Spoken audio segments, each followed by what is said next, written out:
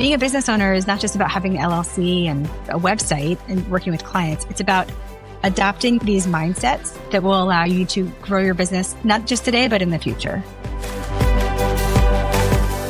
Welcome to the Smart Gets Paid podcast with me, Leah Niederthal. I help women land higher paying clients in their independent consulting businesses, but I've never been a salesperson. My background is in corporate marketing, and when I started my first consulting business, I learned pretty quickly that it's about 1,000 times harder to sell your own stuff than it is to sell someone else's. So I taught myself how to do it, and I created the sales approach that I now share with my clients so they can feel more comfortable in the sales process, get more of the right clients, and get paid way more for every client contract. So whether your client contracts are $5,000, $100,000, or more, if you want to work with more of the clients you love, do more of the work you love, and get paid more than you ever thought you could, then you're in the right place. Let's do it together. Thanks for tuning in, and don't forget to rate, review, and share. Hey there, Leah here, and thanks for tuning in. I hope wherever you are right now, wherever you're listening to this, I hope you're having a great week, making some good progress in your business, and taking some time for you. So many years ago, when I lived in San Francisco, I did CrossFit for a little while. And if you've ever done CrossFit, you know that it's like hard. It's like really tough. And at the time, I don't know, leading up to that, I had always been somebody who, I liked exercising, I liked working out. But if I'm going to be honest, I didn't necessarily push myself that hard. Anytime I would see a trainer or, little workout videos or whatever, where they're push yourself to the limit. Again, if I'm going to be honest, I'd never pushed myself to the limit, at least not up to that point. But then one day at CrossFit, we were doing this workout that was just brutal. And I can't remember what exercise we were doing specifically, but I know that I was really getting, to the limit, and I was getting tired and really slowing down. I think I was this close to stopping. And I remember in that moment that the coach yelled, "Come on, you can do anything for 20 seconds. And somehow that phrase, what he said, totally unlocked something for me. It totally changed my mindset. And I didn't stop. I kept going, I kept pushing, and I finished that exercise, and then I finished the workout. And years later, it's been a long time. I lived in San Francisco from 2011 to 2014. And so now, years later, I still think about that a lot. And that mindset shift still helps me. Honestly, I still say that phrase to myself, probably once a week. Because yes, you can do anything for 20 seconds. It helped me not just finish the movement, but it really started to help me over time really start to see myself differently. Not in the moment, somebody who's doing something hard, but somebody who could do hard things, who could be uncomfortable, who could push past what feels like a barrier. Because you can do anything for 20 seconds or a minute or a month. Yes, of course, in working out, it's really helpful, right? These days I'm doing kettlebell training and I do some pretty punishing HIIT running workouts. And that phrase still gets me through. But I also say it in other parts of life, like parenting. I'll say to myself, you can do anything for an hour, like being up with a baby in the middle of the night. Or you can do anything for a few months, like get through a rough few months of potty training. Or in just life, you can do anything for a few minutes, like wait in a traffic jam that is so incredibly annoying. You can do anything for insert length of time here, even if it's uncomfortable, and especially when it's uncomfortable. So it's a mindset shift that really changed things for me. And that's what today's episode is all about, mindset shifts. Because sometimes the difference between stuck and moving forward isn't just about doing something different. It's about thinking about it differently. And so what you're going to hear in this episode is a live session I did with a group of consultants and fractional business owners. And in this session, I walk through the 3 mindset shifts that can make getting clients and running your business a whole lot easier. And I hope something in here changes something for you as well. So take a listen, and at the end, I'll come back and share a lesson that you can apply to your business right after this. Thank you for that great introduction. It's so fun to be back here. I had such a great time last time. You guys are such a great group, and I love I will always show up for people who want to learn and be better and grow their consulting businesses. So I'm here today to talk about sales mindsets. And my goal is to give you the 3 mindset shifts that every consultant needs to make getting consulting clients easier. So what this means is that we're going to talk about first the role of sales, quotes, sale, air quotes, sales, even if we don't think of ourselves as selling. We're going to talk about how to make every business development interaction easier and more comfortable. We're going to talk about how to get out of your own way, which is type way in the chat if you feel like sometimes you just have to get out of your own way a little bit. Yes. Okay. And then we're going to talk about the shift that helps you build the business that you truly love. And in the last session, it was very tactical, very hands-on, like these are things you could do. What we're going to tackle today is ways you can think. Okay. So it's going to be a lot of like sort of reflection and mindset shifting. Where we're going to begin is just sort of for context, how I think about and how you can think about what it means to get clients. And then from there, that gives us a good framework to talk through actual mindset shifts. Okay.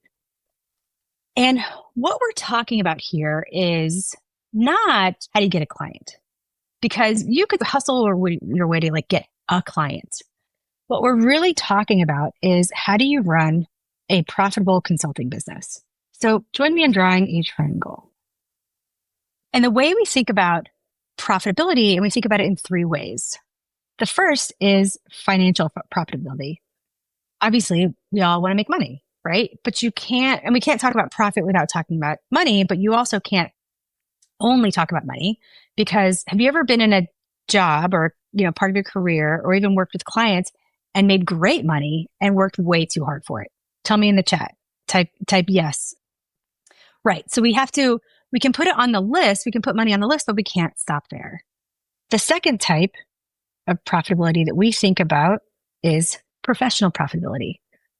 Doing the work you love with clients you enjoy and having a full pipeline, right? Having clients come to you for the right things. And then the third is emotional profitability. Are you having fun? Do you have time for the people and things that matter? And are you feeling optimistic about the future? And the goal here is really in the balance. Obviously the big fear is that your financial is going to go up at the expense of your professional and emotional, right? But so the goal here is to keep the balance so that you can have a profitable consulting business.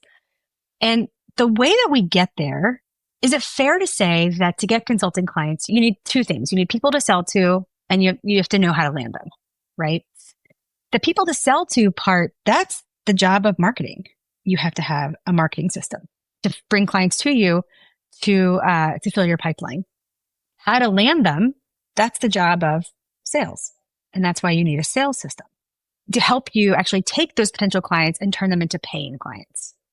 And then before we even create the marketing system or create the sales system, we have to answer a few questions like, who are the best clients for you?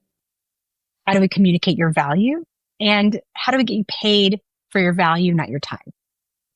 Right? So this is best clients, paid for value, and communicate the value. We call these the building blocks. So you need all 3 things to get consulting clients consistently, get paid for your value so that you can have a profitable consulting business. And what we're going to do today is I'm going to share a mindset shift that matches each of these 3 parts on the building block side, the marketing side, and the sales side. So let's start with building blocks, the fundamentals. The problem with getting clients into your consulting business is that oftentimes for most of us, business development feels salesy and gross to some degree. Does that match with how you have felt about business development in the past? Like it just feels something about it to some degree feels salesy. Okay. Yes. Hate it. Yeah. And as a result, it can make everything that you might do for marketing or business development or sending a follow-up email or doing some outreach or even posting on LinkedIn, depending on how you feel about the selling or the process of getting clients, anything can feel salesy, right? And so if we're going to start to get more consulting clients and better consulting clients, we have to look at why selling sucks so bad, right? Like, why does it feel so salesy? And the problem is really in the traditional selling relationship. Okay. So if you will, join me here. I want put your hands up at about eye level. I want to see them in the screen and make like 2 levels. Okay. Okay. So imagine that this is my left hand, but I'll do it on the right side so you can see it in the screen, right? On the right side, this is you. Okay. This is you. And on the left side, this is your client. Okay. So in the typical selling relationship, we feel like the client has all the power, right? So shift your hands so that your client is up and you are down. Okay. Follow me here. So the client has all the power, right? The client has all the cards. The client says yes or no. The client sort of has your fate in their hands. And so the client is in what we call the one-up relationship, and you are in the one-down position. And obviously, this is a strange hierarchy, right? And it's the reason why it feels very uncomfortable. Like if the client has all the power, you feel like you can't push back or what have you, right? It feels very uncomfortable to be in this one-down position. Now, what we think has to be the opposite of this, like if we're going to be like, well, I don't want to, feel this way, we feel like we have to switch it, right? Where you're up and the client is down, right? You're in the one-up position and the client is in the one-down position, okay? So the problem with that is that this is where everything starts to feel salesy. Like, have you ever been in a situation where, maybe somebody's trying to sell you something and it feels really uncomfortable, or they feel like sort of an asshole, or they know what you need more than you know what they need, so that's where it feels salesy. But let's go back to you're down and the client's up. Okay. The opposite of the one up, one down relationship isn't this. It's this. It's a peer level. Okay. So hold your hands like you're peer level. Okay. So what we have to do is try to adopt a peer relationship with our clients, because when you're a peer with your clients, you can set boundaries and hold to them. You can move the sales process forward. You can actually do the best work and have a great client relationship. And so we have to adopt a peer mindset. What we're talking about here with one up, one down and all of that, it's part of a hierarchy that exists in our everyday life. It's so ubiquitous that we barely realize it, but if you see it everywhere. Okay. So this is something that I saw this on Instagram a while back. When he waits 3 hours to text back, so you wait 3 days, right? This is a great example of the one up, one down relationship. When he waits 3 hours, right? So you sort of feel like you're in a one down position, and so you wait 3 days in order to bring yourself back to a one up position. Stuff like this is in our world all the time. So again, the mindset shift here is the opposite of a one up, one down relationship is a peer relationship. Okay. So the mindset shift is from that one down, which can make selling feel uncomfortable, to a peer relationship. So I want to hear from you. Tell us in the chat, how does this sort of land with you? When you hear this and you sort of reflect it through your own experience, have you seen or felt this one down relationship before, or this one down position before? And what's sort of coming up for you? Molly says, the times I've had a peer relationship are the most fun. The mutual respect makes all the difference. Absolutely. It feels shitty to feel like you're in a one down position. Yes. And the truth is that a lot of us come from backgrounds where there is a very clear hierarchy, maybe in our agency or at the company. And we started our career with, they say jump and we say how high, right? And that sticks with you. You internalize that and you bring it into a business where you're actually the boss. And it's very hard to sort of shake that feeling like you're in a one down position. The challenge, the opportunity here is really hierarchy is always being negotiated. Hierarchy is always being sort of adjusted. And if you can adjust, if you can negotiate or change the hierarchy, then you can engineer a peer relationship. We're going to do a quick exercise. I'd like you to close your eyes and think of a scenario or a scene in which you are with somebody else, at least one person. You're not in a work scenario. You're just sort of out in life and there's no agenda. You're completely at ease. You are peers. Picture a scene like that from your life. So this peer, we call this your peer visualization image. The way you can use this is it's almost like, has anybody heard of power posing? Power pose? Okay.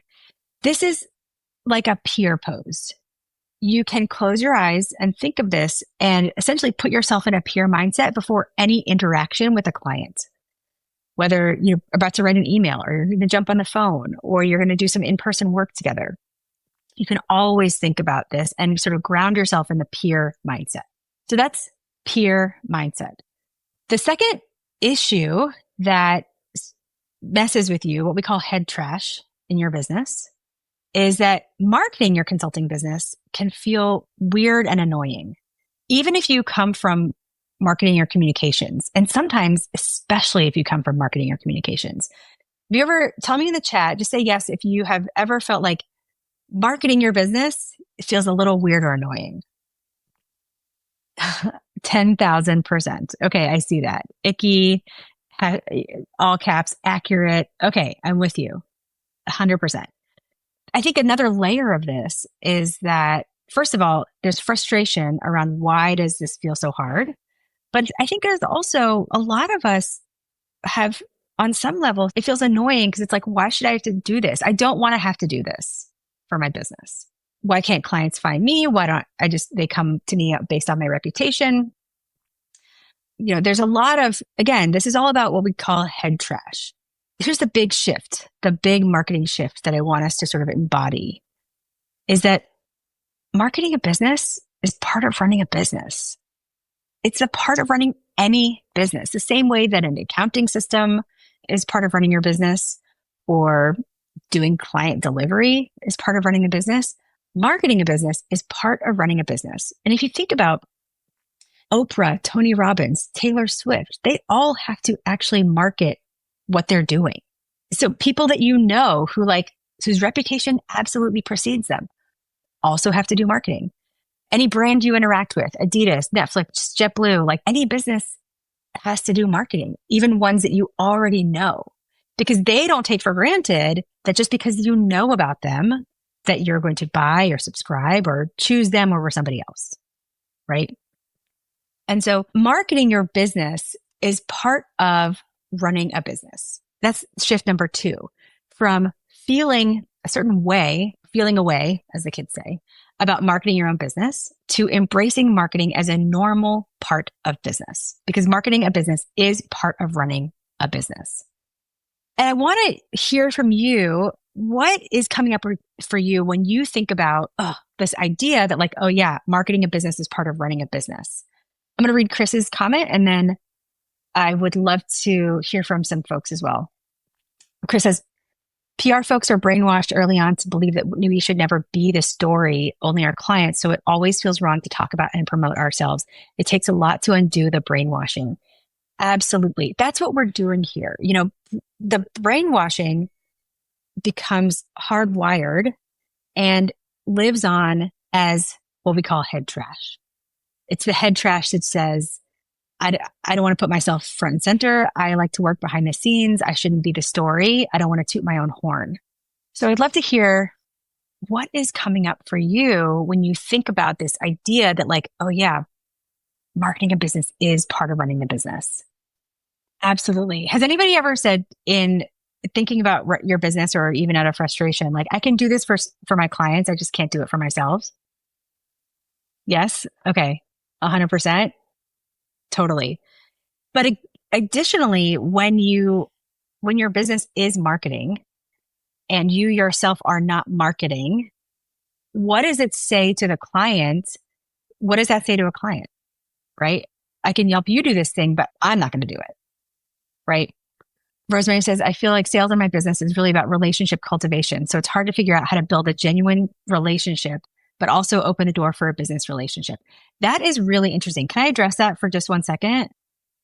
About this idea of how do you market your business when your business is relational? when you first start your business, and this can go for a long time, your clients are from what we call your inner circle. They're like people you used to work with, people who already know you're great, referrals from those people, but people who already sort of know you're awesome, maybe because they worked with you 10 years ago or they got referred to you by somebody who did, right? And then you leave that environment. You don't get more jobs in an agency or at a brand, and you're on your own. So you're not building a base of new people who also worked with you 10 years ago. Do you see what I mean? And the truth is that like, that's a very expensive lead source to, work at a company for 3 or 5 years or whatever and build those relationships. When I think of marketing for your business, I think of it's really about how do you replicate the process of having somebody know that you're good at what you do, see the value you provide, and be able to trust you to do what you say you can, right? Again, in your old life, people did that by working with you and, sitting next to you and having conversations or working on the same projects. When that stops, the way that you do that, the way you replicate that process is through marketing and through social. Not by getting on LinkedIn and being like, I'm so great, but helping clients understand how you think.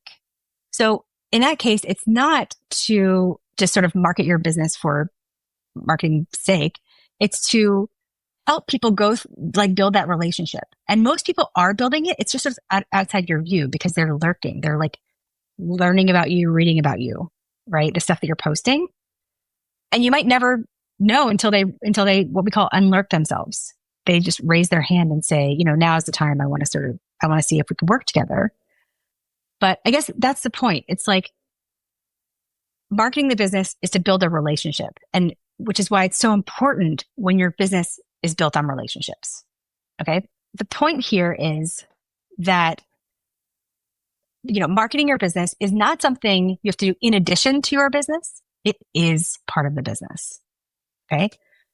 So I wanted you to think about, and actually you can write down on your sheet, what is something that you have been avoiding doing to market your business?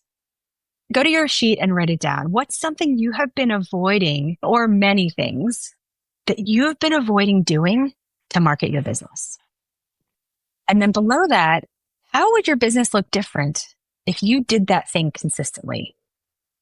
All right, I'm seeing stating in conversations and emails that I can add value. I'm seeing LinkedIn posts. I'm so inconsistent and it always feels self-promotional. I see social posts generally, email newsletter, building a short email list of past colleagues, contacts and colleagues, and proactively send them a note. Absolutely. These are all things that can change the course of your business. And the truth is that we're no better than Oprah or Tony Robbins or Taylor Swift or Netflix or Adidas or JetBlue. This is a problem that every business faces, and we're no better than them. And if they're marketing, so can we. All right. So that's number 2. Marketing your business is part of running a business. Let's talk about then something on the sales side. We've done a mindset shift on the building block side, on the marketing side, and now we're looking at the sales side. One problem that holds a lot of people back and can make you feel just make it hard to get out of your own way is feeling like there's a right way or an accepted way to do things in your consulting or fractional business. It can feel sort of like you don't want to get it wrong, and a lot of us are like type A perfectionists. Type an A in the chat if you are a type A perfectionist. Yes? Okay. So many A's. A plus. All right, you guys. See, we're in good company. We want to get it right. We don't want to get it wrong. And so it can feel like there's a right way that we just need to find out or we can't stray from. And that can really get us in our own way. So the mindset shift that I want to share with you is something we talk about a lot in my system. And it's called Make It So. Did anybody watch Star Trek Next Generation? Tell me in the chat if you watched Star Trek. We didn't have cable growing up. And so I was by God, I'm going to watch TV on like Sunday afternoons or whatever. And so I was going to watch whatever was on, and Star Trek was on. So, all right. So I'm seeing it in the chat. Captain Picard would stand on the bridge, which is the sort of main part of the Star Trek Enterprise, Starship Enterprise. And somebody would say, Captain, we need to do this, or Captain, we need to do that. And he would say, make it so. So what does make it so mean in our system, and why is it an important mindset shift for you and every consultant? It means whatever you want to do and whatever you want to have happen in your business, you can make it so. Once you say it is so, it is so. And you have the ability to put things into place in your business just because you want them there, right? Your prospects, your clients, they don't know that you didn't have this 2 years ago or 2 months ago or 20 minutes ago. And it actually doesn't matter. All they see is what you show them right now, today. And so as you think about, how you want to work with clients, how you want to price your work, how you want to structure your working relationship, I want to encourage you to make it so. Give yourself permission to do the things in your business. We talk about this a lot. And this is an example of somebody who posted in my community. She said, I had a great make it so moment for my business. I was doing some reflecting on the type of work I want to be doing more of, which will be a shift from the type of client work I was pursuing, and the amount of hours I want to be working so that I can better support my health and my kids' health. And I realized I can just do that. I can make it so with a fairly minor shift in my marketing and messaging, and I can begin moving to reduced hours as I do that. So where can you apply make it so? How many hours do you want to be working? Do you want to take every Friday off? Go for it. Do you want to require payment up front? Make it so. Do you want to split your payments over 6 months so that you have better cash flow? Make it so. Do you want to set a boundary and hold it? You can make it so. And we'll talk about this in a second, but the truth is there is no right way. There's only your way. And when you build a business based on your way, you can have a business that you truly love. I actually saw an example of this just like a couple of weeks ago. I ordered, I'm like obsessed with this cold brew called Grady's Cold Brew. I don't know if you've ever, if you've heard of it or tried it, tell me in the chat. They have these little bags where you can like brew your own overnight. And I put one in my cart, and I went to the cart to check out, and it said, we ship our nationwide liquid products Monday and Tuesday. Think about that for a second. In a world of 1-day shipping, max 2-day shipping, God forbid you have to wait for anything, right? And have it right away. This company is like, guess what? Out of the 7 days a week, we only ship on 2 of them. And they have decided to make it so. And they even put an exclamation point so you think like, it's a great thing. Again, in this everyday fast world, they have made it so. Okay. So I want to take a second, and where you've been taking notes, let's think about what is something you wish you could do, or a way that you wish you could work that you've told yourself, no one would ever go for that, or that's not how other people are doing it. And how would your business be different if you were able to do this? Tell us in the chat. Some people are sharing in the chat. I'd love to see this. Attract more consistent retainer clients so it can hold time for them versus standby hourly crisis. Being transparent about creative projects instead of hiding them or treating them as separate from my work. You guys, take the month of August off. Stand firm on my pricing. Yes. This is great. I love how you're thinking about this. So here's the truth.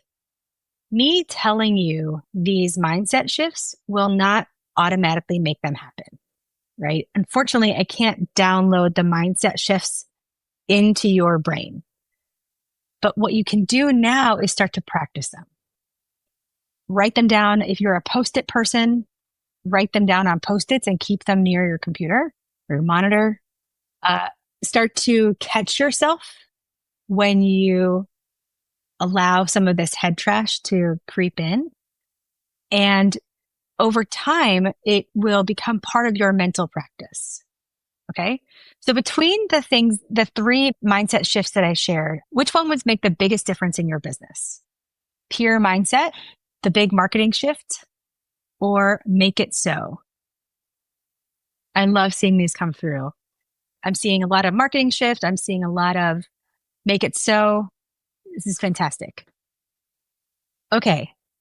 I'd love to hear your thoughts, comments, feelings, questions, insights. Yeah, it is a weird time. And I'm seeing, yes, this year has been harder than the last, pushing off for 6 months, what have you. A couple thoughts. Yes, it's weird. This is actually why some of the things I'm talking about today are so important. Because in normal times, in good times, you can sort of plod along in your business with the odd referral here and there. And, you could have like a business that just sort of goes along, right? Without doing a whole lot of anything. Now, of course, I wouldn't recommend it. And, if you want to grow your business, I would recommend, doing something proactive to do that. But you can sort of like cruise along without doing much marketing at all or business development. And in a time like this, nobody's going to swim into your net. And so that's why getting visible, getting in front of more clients, talking about your value, all that is a lot more important. So that's one thing. Because you need to be filling your pipeline and starting conversations. Because you're right. I mean, the person who posted in the chat, like things are getting pushed. It's normal in B2B that stuff gets pushed all the time, right? Has anybody ever had maybe the project gets pushed, or your client leaves the company, or, they've decided this is like a next quarter thing? Tell me in the chat, type yes if you have experienced that, right? All the time. The truth is that happens all the time. It's just going to happen more now. And so, even for things like when you get your clients through referrals and they're very, very warm because they came to you from somebody who worked with you 10 years ago, it's not going to be a slam dunk. So you need more in the pipeline, right? And the third thing, and again, you can go to the podcast and sort of hear more that I share there. But the third thing is like, what else are you going to do?